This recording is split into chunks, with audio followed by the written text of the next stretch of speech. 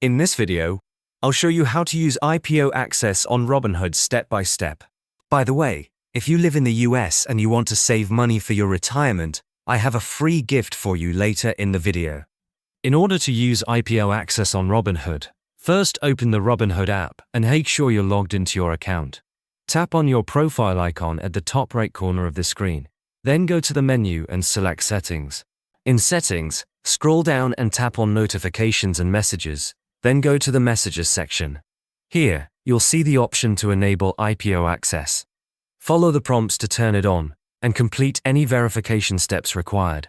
Once enabled, you'll be able to view upcoming IPOs and request shares directly through the Robinhood app whenever a new IPO becomes available. Now these days, many Americans are looking for alternatives to traditional retirement accounts. But did you know you can legally buy physical gold coins as part of your retirement savings? It's called a gold IRA, and most people don't even know about it. If you want to learn how it works, I've linked a free guide from Augusta Precious Metals in the description below. It's packed with lots of useful information, so check it out.